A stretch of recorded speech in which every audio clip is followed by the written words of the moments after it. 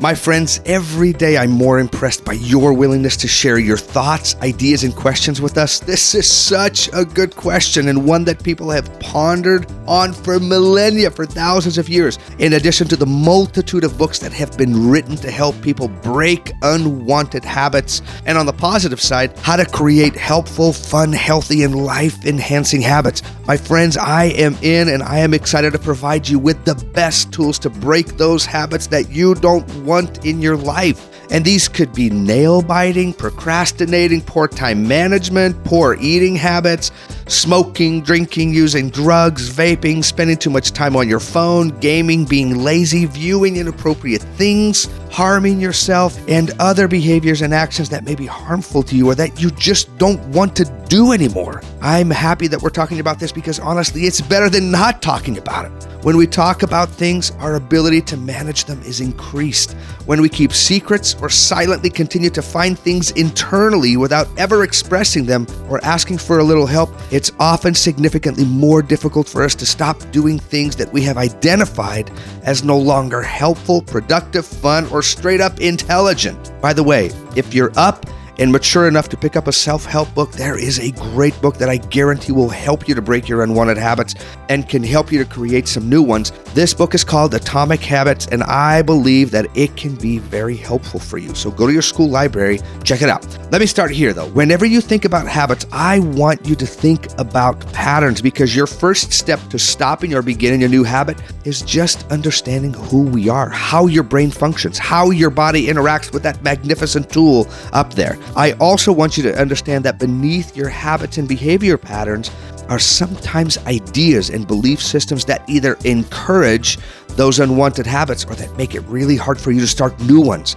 Think of that like the root system of a tree. We don't just want to start hacking at the branches of a tree. We want to cut things down at the root when possible. Okay, so first things first, your brain is a pattern creation tool. It's a shortcut machine. It's absolutely genius. Basically, the brain begins to learn a pattern, whether it's driving or golfing or playing the piano or working a math problem or running or reading, and then makes those internal connections inside of your brain so that it becomes a shortcut. What that means is that you don't even need to think about it. Your brain just does it. You can just drive, walk, run, jump, do a backflip, chew your food, type, etc. It's awesome. We should live in gratitude and awe that housed in that lovely cranium of yours is the most sophisticated piece of hardware and software in the entire universe. I mean it. You've most likely heard me say that whatever you repeatedly and consistently ask your brain and body to do, it will learn to do it without one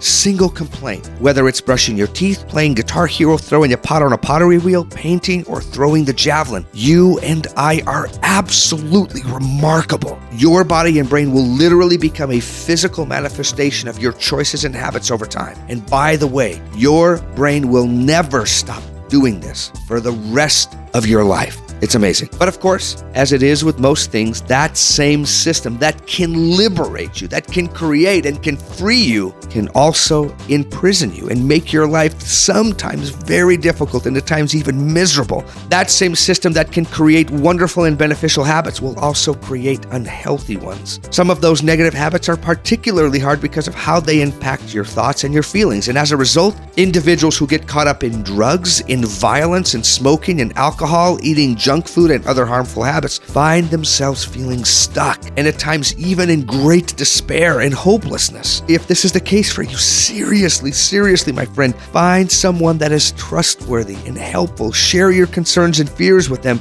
and give yourself some wings and some power to free yourself. One of the things that will be very helpful to you is awareness. Think of awareness as simply learning to see and observe yourself. The more awareness you develop, in other words, the more you see yourself, the better you are able to manage yourself. We often walk around with a bunch of blind spots, and sometimes other people can help us to see and recognize those, which in turn, if you're humble enough and oh my gosh, please be humble enough to drop your ego. It can motivate you to make some pretty amazing changes in your life. Okay, I'm explaining this to you because I want you to understand. I want you to see yourself as less of a, well, this is just who I am. And instead, I want you to see yourself a little more scientifically, a little more flexible and dynamic. And by now, you know that this quality, this psychological flexibility, your ability to be dynamic and changeable is one of those concepts that I just want to gently hammer into your brain. You are a creature of evolution and progression, not stagnation. And stagnation is death.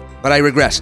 I want you to see yourself as someone who is not only capable of change, but is always changing. So let's talk about tools and strategies that will help you to move away from these habits or patterns that you are hiding from everybody else that cause you embarrassment, shame, and that in some cases are just straight up unhealthy for you. Remember that book that I talked about, Atomic Habits? The author James Clear teaches us some really cool steps that will help you to create awesome habits, and of course some steps that will help you to stop doing the harmful and unwise things. So first, let's create a new habit. And he gives you 4 rules that will help you to be successful. Rule number 1, make the new habit obvious. Obvious is the key word here. Obvious means visible, close by, within reach, easy to remember, easy to see. Something that places that new habit in front of your face and at the top of your mind. Whether it's a reminder on your phone, whether it's an alarm, whether it's pictures on the wall, whether it's putting your study books on top of your bed, or whether it's creating a way to make it obvious right there in front of you. Reminders. 2, make it attractive. Attractive just means that you need to think about why you want this new habit. Why do you want to exercise? Why do you want to learn the guitar? Why do you want to study better? Why do you want to become more confident? Why do you want to run faster? Connect with the why of things, and it will provide you with some additional drive and motivation to help you get started and also to keep you going when things get hard. By the way, don't just do this in your head. Write it down. Put it down somewhere, on your phone, on a piece of paper, on the bathroom mirror, whatever. 3, make it easy. Do everything in your power to make this new habit, behavior, skill, hobby as easy as possible. If you want to learn how to play the guitar, don't keep your guitar in the closet. Put it as close to you and visible to you as possible and where you tend to hang out most of the time. Don't put it in your closet. Put it in your living room, on your bedroom, in your bed, wherever you can see it. You want to exercise in the morning? Set your clothes out and running shoes out and set an alarm and get an exercise buddy. You want to eat better? Hide the crappy food and make the good and healthy food visible and easy to reach. It's all about the easy button, baby. 4, make it satisfying. Do whatever you can to make your new habit a good and fun experience. Include people in your goals. Give yourself a little reward for taking positive steps. Create an incredible playlist to listen to or watch something cool while you're doing that new habit. Okay, so now, if you're looking to break a habit, simply take these rules and flip them upside down. And you've got your how do I break a bad habit answer. 1, make it invisible. Whatever things make your unwanted habit easy to do, hide them. Put them out of sight, out of reach. Put a password on it, screen time on it, delete it, and make it hard to get to. If your habit is something that you do privately, keep your bedroom door open. Go to where people are. Spend time away from people that feed those negative habits and drift towards those who do different things. 2, make it unattractive. Why do you want to stop? What's your reasoning? Once again, connect to the why of things. Why would you want to stop doing this thing? And write that down. 3, make it difficult. Similar to making it invisible, make it hard for you to engage in the pattern you are trying to change. Ask yourself, and brother and sister, you've got to be honest with yourself, for heaven's sakes. What can I do and where would I have to be to make it really hard for me to do this behavior? And then take steps to modify your environment, where you can, of course, to make this easy for you. 4, lastly, make it unsatisfying. If the pattern you're engaging in is always met with an unsatisfying end, you will over time move closer and closer and closer to overcoming that obstacle and behavior. According to James Clear, the guy that wrote Atomic Habits, all behavior change has to work with those 4 rules, or it just may not stick in the long haul. He also gives 3 other suggestions that I think are key to you being successful in the long run. 1, set a goal. Stop convincing yourself that goals don't work for you. Come on, set a goal. At some point, we have to make these things known and deliberately move toward making them happen. 2, change your system. This is really key part of making things easy, obvious, and attractive. In other words, change the things that are happening around